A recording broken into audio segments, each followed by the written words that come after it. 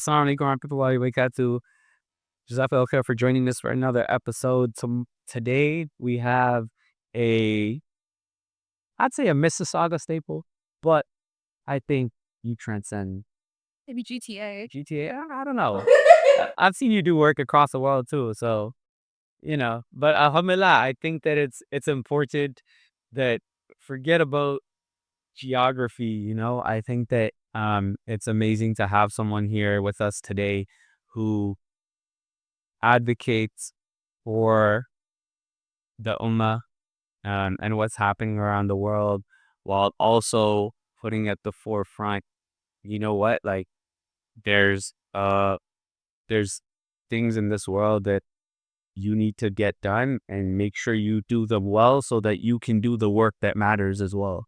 And speaking up for women, speaking up for the people in Gaza, the Uyghurs, the Muslims around the world, the people around the world that may not have a voice. I genuinely appreciate that and have been following that for a while. And I think that having you here is an honor, and having that conversation is I'm super excited for. So Jazakallah khair for being here. Jazakallah khair for having me. I'm really excited. And it's nice to meet someone who's kind of followed that journey because I feel like a lot of people now know me for the Palestine advocacy. They don't really know my story from before. So it's nice to know that you're kind of aware of that. No, I was talking to Ammar, who helps produce this whole show, by the way. And he was like, I don't remember what her shots are. Oh, I'll get them. Yeah, don't you worry about it. Let's next detail, please. Because we followed that journey for a little while now, and alhamdulillah, and uh, it's been fun to watch. But what I think what's been consistent is this this belief, this you've always been very confident in whatever it is that you double down on. And you had not just been confident, I think that you tried to be excellent in it every single time. So when you gave up, I mean, when the salon shop shut down, I was like, okay, cool. Then when I saw the next phase, I was like, oh, so she's trying to take over this part of it too. And then when I saw the advocacy, I was like, oh, so she's trying to do it again too. So Oh, yeah, there's always a problem to solve.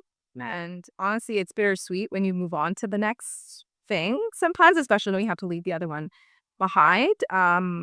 But there comes a point where there's so many other people who are solving that problem, they don't need me anymore so that you can move on. But it's still like a bit of a heartbreak because every business or everything that you start is your baby. It's part of you. So yeah, I was thinking about salon shop on the drive here and I haven't thought about it for a long time. I closed the shop because they were they were demolishing it. Yeah, they were turning it into condos. And at the same time, I was pregnant with triplets. yeah. So Wow. it lined up. And I remember that decision of like, am I going to keep the shop? Am I not? Was so like weighing so heavily on me. And then I got the letter saying like, we're demolishing the building. So I was like, subhanallah, yeah, with the triplet pregnancy, like that's when I realized like I had so much more to go after that because I could see those things happening instantly in my life. The difficulties I had were just being solved by Sarada. So yeah, I wish the shop existed because I would love to show my kids, but there's so many other options now. We just take Computer Ridgeway Plaza. They're guests. What's what I mean in that transition from one thing to the next, right? In this scenario, from salon shop to motherhood, and then there was the consultancy and the marketing and sales professional. Like, what are some lessons that you have taken from each, Yeah, phase? for each phase. It's tough because right now I'm in the stay-at-home mom phase. So it's really actually emotional to even look back at all those things because you do miss it. And for any women that are listening, it's hard when you've always been working and like working 110%.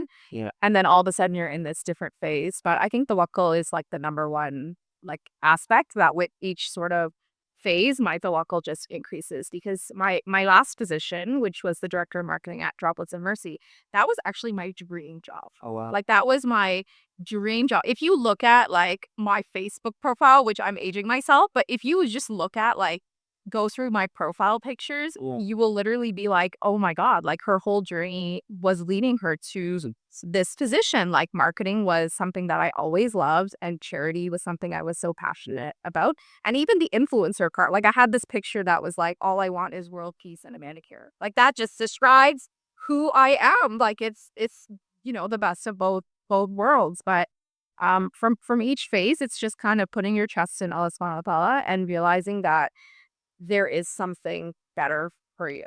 Yeah. Because at the stop of each phase, I literally was devastated. Yeah. And even now with like the last phase that ended, it's devastating. Like, who am I? What am I going to do? Is anything ever going to be as exciting as that? Am I going to feel as passionate about anything else? And I mean, I'm inspiring myself right now because I was feeling really jacked, and I'm like, oh yeah, it was always something better. Yeah. It was always something that was better for my life, was better for my situation, and like even in terms of like the baraka in your wealth, it was always better for me. And at the time, you don't see it, but yeah, subhanallah, when you look back. So that's the thing, though. I think a lot of people stop there, right? Like they stop at that devastation that I have to now move on from this thing. Oh my God. Why was this taken from a stop? Like it's like that. They just like, for whatever reason. And I think about the stories of the Prophet Sallallahu Alaihi Wasallam during the Battle of Badr, right? Right before the Battle of Badr, like the Sahaba, they were pretty nervous, 'cause, like the Prophet Sallallahu Alaihi Wasallam, like how? And even though they were guaranteed, they're like, but Yeah. and but what it didn't do was stop them from the action, right? And similarly, I mean, it's no battle above it, but when I'm really tired and I gotta wake up for Fudge, dude, it's like, Oh yeah. come on. And if it stops me from the action, like, Yeah, that's it. yeah, that's it. There's something there. But if I think that for us as Muslims, our challenge is to get through that. The test is to get through that, right? And so going back to you, a lot of people stop there, right? Now, I know you talk about when you look back, you see that there is something better planned for you, Mhm. Yeah. but how do you get to that point of being able to see, right? Like, how do you get past that difficult period? What do you lean on, or what kind of things do you do? Yeah, that's a good question. I think even just from what you were saying, I was thinking about how for me, it's always about the intention. And that's what my membership was called when I worked with Muslim women entrepreneurs. It was called intention because Allah rewards us for our intention. So whether my business makes like 100K this year or $1, like if my intention was to help a million people, he's going to reward me for that as long as I'm putting in the effort. So I think what keeps me going is just ensuring that I do have that intention, like the pure intention, and I'm set like very specific intentions with everything. So even now I've been wanting to start something and it just hasn't been working, but I know that I set that intention, and regardless if it takes me 12 months or 12 years to get there, like Allah subhanahu wa ta'ala is gonna reward me for that. I don't know if that answers your question. No, I think, but the intention comes at the beginning, right? Most of the time. But I guess in this scenario, you renew your intention at the end as well. Like, oh man, like I'm devastated that this shop was taken from me. Yeah. But actually, like, what was my intention in this in the first place? Oh, it was this? Okay, so in that scenario, like, Yeah, then I'll add to that is the mentors, like the people along the way who are they're either like a couple steps ahead of you or they're like religious mentors. So like Anse Tamara Gray, she's a teacher who I really look up to, and I feel like I have a relationship with her such that I can ask her these questions and she will not sugarcoat the answer. She'll just full out like tell you how it is, and sometimes you need to hear that. But along the way I have always like sought out mentors who have either been there and done that or they're in a different field, but they can kind of look at what I'm going through and say like, "Hey, I went through something similar. Like this is what it's going to look like and you will get there." Because you need that. Like you can't do this alone. You need to have that support. Like I can think of people right now who I literally still lean on when I'm like, what's happening? And you need to have that. You can't do it alone. Yeah. You can't. I think maybe the people who kind of quit and are like, I'm done, maybe they didn't have that Yeah. support. I also think that um this is, and a lot of people, it's what's that It's that story of a man was drowning, and then the boat was, and he's like, God will save me, and then the boat came by, and he was like, hey, jump on, and he was like, no man, I'm good, like God will save me. And then when he died, when he drowned, he was like, God, like, I thought you were gonna come save me. He's like, but I sent you a boat, so I'm not. Yeah. And it's Allah's way of providing that guidance, or that. But if you don't have that intention, if you don't have that tawakkul, if you don't have that belief in Allah, you you could put someone in front of you to help you out, and you just won't see it. Or it'll put an opportunity in front of you, and you just won't see it. So Yeah, yeah. I think my faith has gotten stronger along the way. Like before I started Salam Shop, I actually went for Hajj, and that's what like changed the trajectory of my life. I was completely lost. I even had a book that was called Islam for Dummies. And I grew up Muslim. My parents taught me everything. I did all the things, but it was just like maybe I don't know if people listening have felt this, but I just felt so lost. Like, what was my purpose? And I felt so stupid because I'm like, I'm so educated. Like, I'm doing all these things, but like, I don't feel like I have a purpose. So I literally, at that time, I was working at an engineering startup. I literally emailed Dar al Salam and was like, do you have any spots for Hajj? And Hajj was like in 2 months at that time. And they were like, we have 2 spots left. It's the executive package. This is how much it is. I literally got a money order. I didn't even ask my husband. I got a money order for both of us. I like on my drive home, I dropped it off. And then when I got home, I was like, babe, I signed this up for March. She was like, what are you talking about? Like, what? And I was like, don't worry, like, we'll figure it out. But like, you need to take these weeks off. And that in itself, like that urgency was from Allah subhanahu wa ta'ala. He was like, like this girl. And then that completely changed my life. So then I feel like it's also like an unfair advantage almost because that has been guiding me through everything. Like anytime I'm lost, it's like istikhara. Anytime I don't feel like I have a mentor, it's the hajj. Like I just keep being pulled back because at the end of the day, it is you and Allah subhanahu wa ta'ala. Like even if you don't have anyone, you always have him. And he does answer. Like he answers in like granting you certain things or like even just like I have triplets. Like we didn't talk about that. I'm a mom of triplets. Like my triplets are a miracle, subhanAllah. It's like I was never supposed to have kids. I was definitely never supposed to get 3 in 1.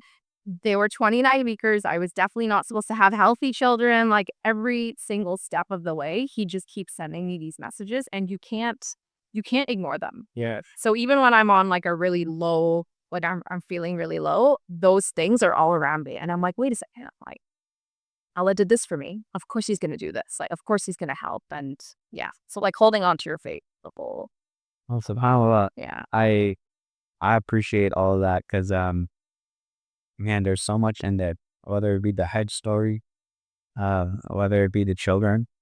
Obviously, your journey to having children, based off of what you're saying, was a completely different one. Yeah. And we talked about the business, and um, it's all. I think that it isn't the person to recognize that, though. It isn't the person to recognize that. Um, I think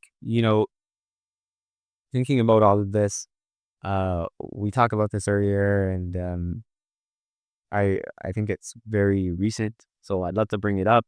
Is you recently started a new social identity?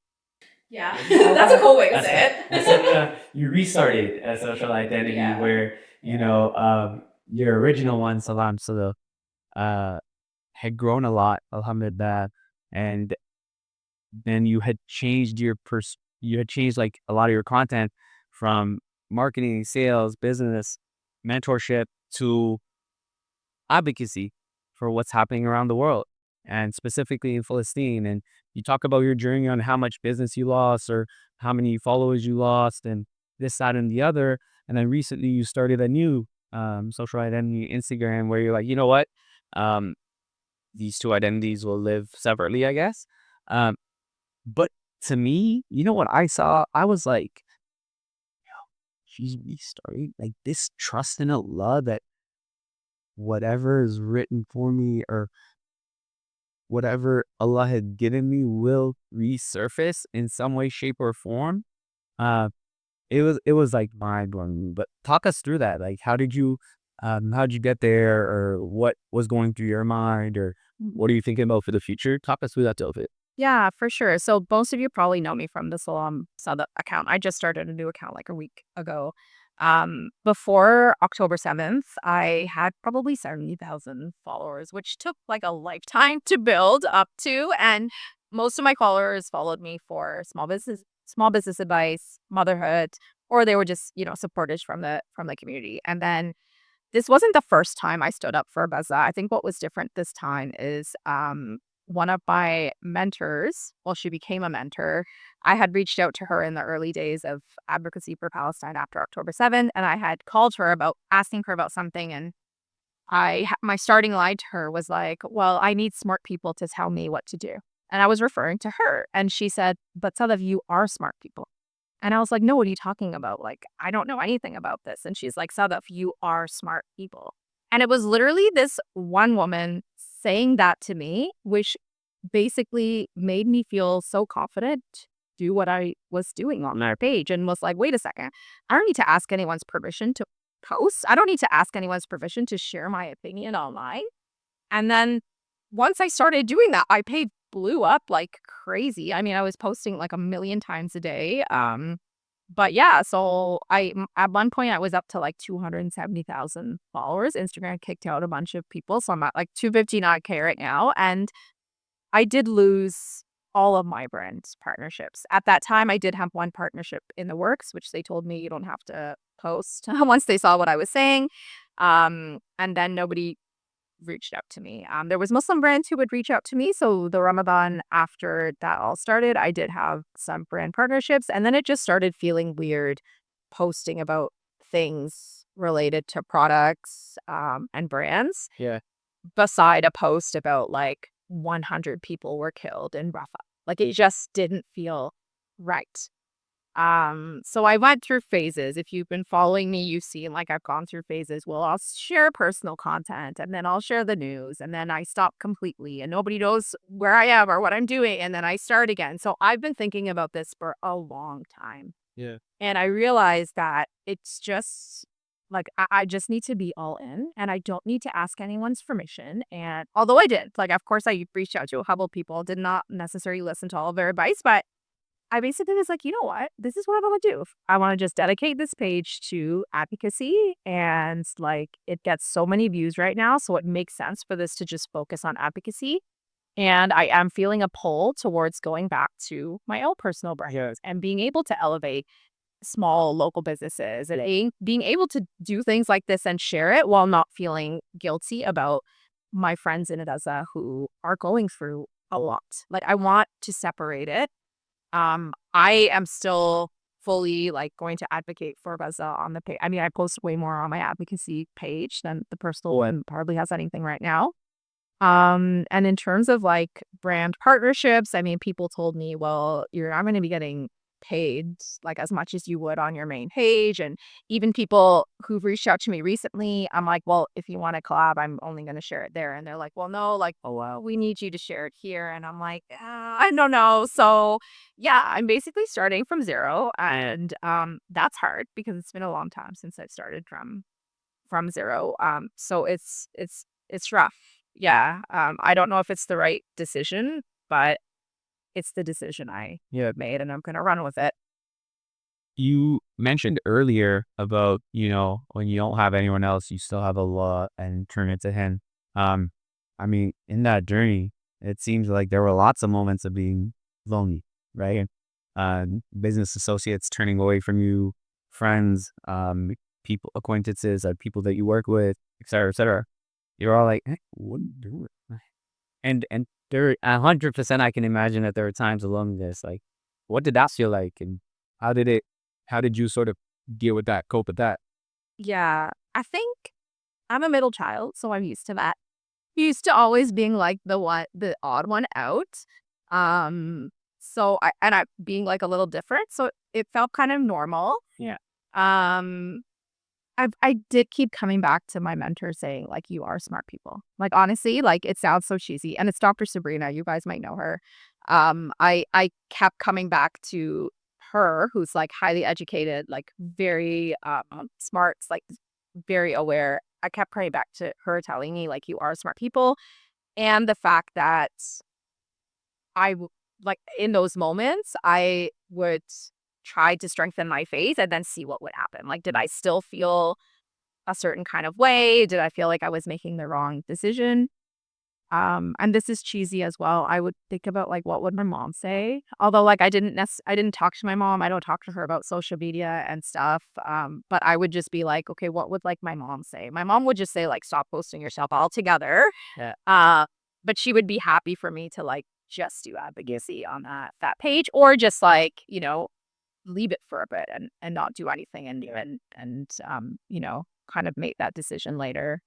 And then I mentioned Odd Say Tamara too. Like anytime I attend a class or a lecture where we do tafsir of the Quran or even just halathas about different topics, it always brings you back to those decisions of like, okay, this is so much easier to make this decision now Yeah. because it's actually not that serious. Like it's actually not, and it isn't. I don't think it's that serious. And I said this about my marketing job before too. Like I'm not saving lives. Like it's not like it's Instagram, it's social media. Like it's money. Like we're all gonna die. Like it's just money. It's just yeah, it's just social media, like, it's not that serious, especially when you see what's happening in Gaza, Yeah. and, like, I've seen what's happened to the Uyghurs, and it's just not that serious. Yeah. What about like when you have that sense and when you believe that, what you're doing is right and you have this trust in Allah, um, Allah has promised to those who give that He will give more. And we learn about barakah in our wealth, we learn about how our rest is written. So was there you turning away all of this and you switching directions and standing up for what you believe in and what you believe is right? Like, how did it show up in your life? Um, how did it show up in your life in other ways? Yeah, crazy story. So how by the way, I tell my kids that all the time, like, I tell them the more you get, the more you get. I also tell them the more grateful you are, the more you will receive because, kids are really ungrateful these days. But crazy story about that as well. This has happened multiple times. I'll tell you 2 stories. So, when this was like probably 2024 at some point, I had gone hard at advocacy on social media, lost all my brand deals, like was making no money from Instagram essentially. And I had this lady who was organizing my house. She came, she was organizing my house. And at that point I had, lost a ton of money from what potentially I could have made.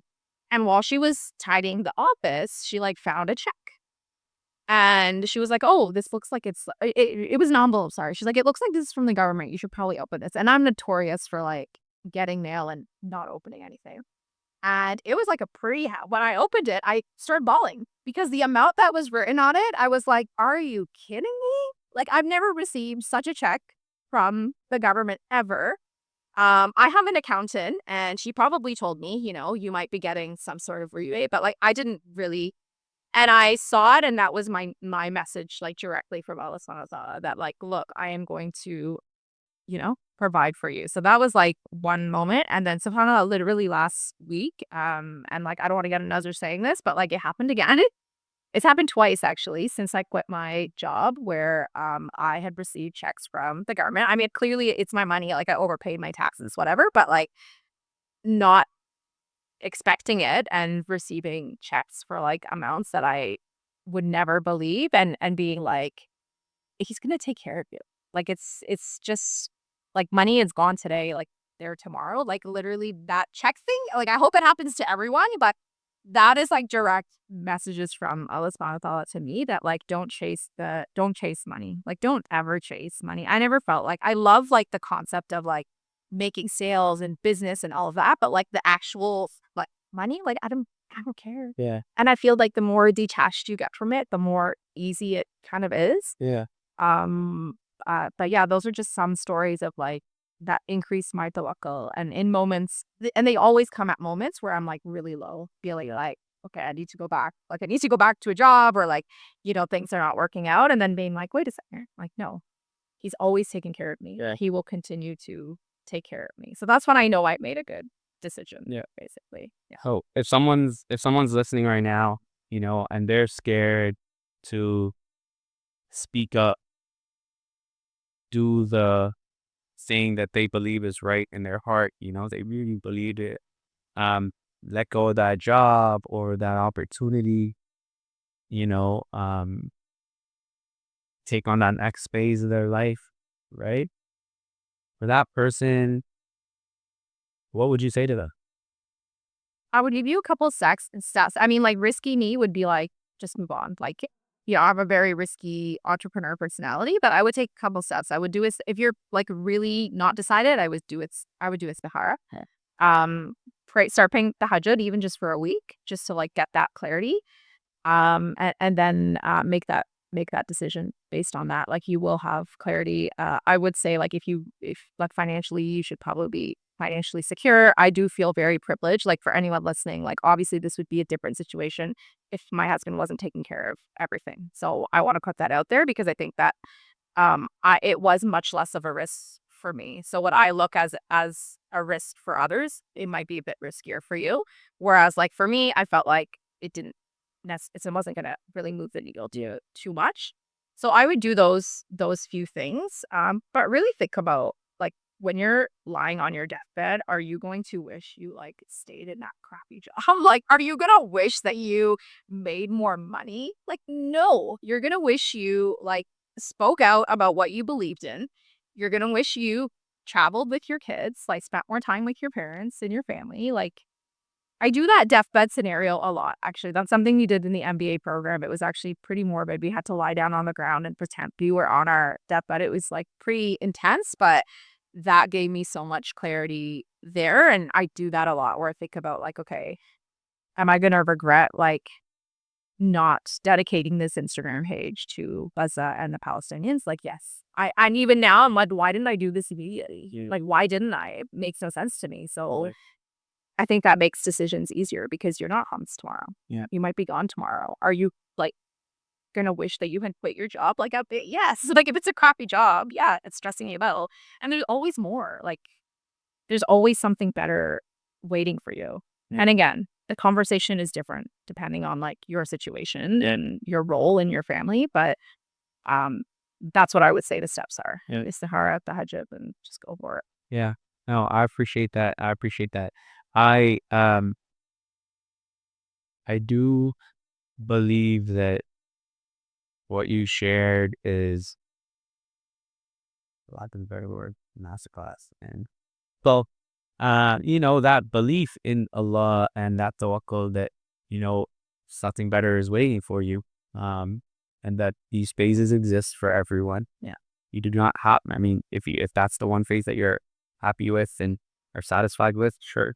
Alhamdulillah. But, different phases exist and you can take things over from phase to phase.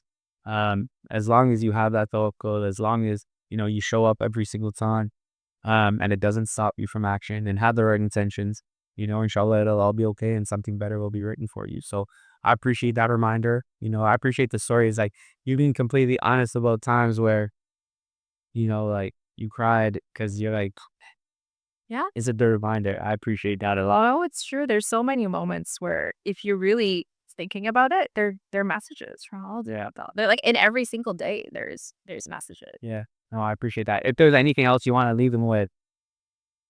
I think it's important to just emphasize that it might seem like everything is like really great and, going well for other people, including me, but everyone is struggling. Like, everyone has a struggle. And of course, everyone knows social media isn't real. And no matter how real I try to be on social media, like, it's difficult. Like, everyone is struggling. So just give people grace. I guess I want to share that. And to anyone who's listening who's a mother, like, we're all struggling. And especially if you've gone from like always working these like high power jobs and then all of a sudden you feel like you've been reduced to like laundry folder, and yeah, it's rough. it's rough and no one talks about it. Yeah. And I feel that we're raised to maybe be in this like working environment. We're not necessarily raised to being moms and taking care of the home and kids. So I don't have this solution for it, but these are just things that are kind of on my mind that I would love for someone to discuss, maybe who's been a mom for longer or been in these positions. Because it might sound like, oh, she's got everything together, and I most definitely do not. Like my kids did not eat the dinner I made for them today. Like they're not gonna go to bed on time because I'm not I could home. talk And about this stuff. yeah, so it's tough, and just hopefully everyone gets the support that they need, because we all do. We all do need support. Sure. No, Jazakallah khair, and Jazakallah khair for sitting down with us again. And we really appreciate it. We really appreciate all the reminders, and I know the listeners will too. Jazakallah khair. Assalamu alaikum wa rahmatullahi wa barakatuh.